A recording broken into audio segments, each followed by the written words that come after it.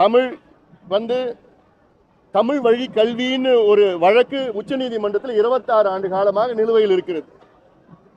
தமிழை பயிற்று மொழியாக ஆக்க வேண்டும் என்று ஒரு வழக்கு 26 ஆண்டுகள் உச்சநீதிமன்றத்தில் நிலுவையில் இருக்கு. அப்போ அதுக்கு நீங்க என்ன பண்ணீங்க? நீங்க இப்போ உச்சநீதிமன்றம் போனீங்களா? அந்த வழக்கை சீக்கிரம் முடிக்கிறதுக்கு ஏதாவது என்ன நடவடிக்கை எடுத்தீங்களா? நீங்க இல்ல.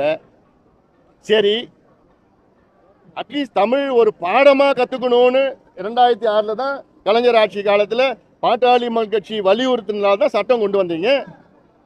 இன்னைக்கு அதுவும் உச்சநீதிமன்றத்தில் நிலுவையில் இருக்கு. இதை முடிக்கிறதுக்கு என்ன நடவடிக்கை நீங்க எடுத்தீங்க? ஆண்டுதோறும் அதை தள்ளி போட்டுட்டே போயிட்டு இருக்கிறாங்க. தமிழ்நாட்டில் மட்டும்தான், இந்தியாவில் தமிழ்நாட்டில் மட்டும்தான் தாய்மொழியை படிக்காம பட்டம் பெறுகின்ற ஒரு மாநிலம். இது கேவலம். கேரளாவில் மலையாளம் படிக்காம பட்டம் வாங்க முடியாது. கர்நாடகாவில் கன்னடம் படிக்காம பட்டம் வாங்க முடியாது. ஆந்திராவில் தெலுங்கு படிக்காம பட்டம் வாங்க முடியாது. ஆனால் தமிழ்நாட்டில் தமிழ் படிக்காம பட்டம் வாங்கலாம், PhD படிக்கலாம். இது யாருடைய காரணம்? இது யார் காரணம்? இவங்க தமிழை பத்தி போலி நாடகம் ஆடிட்டு இருக்கிறாங்களே திமுக, இவங்க தான் காரணம். அதுக்கு நீங்க என்ன பண்ணீங்க தமிழுக்கு? இன்னொன்று, நீங்க சொல்ற இருமொழி கொள்கையே தவறான கொள்கை. ஒரு மொழி கொள்கை தான்.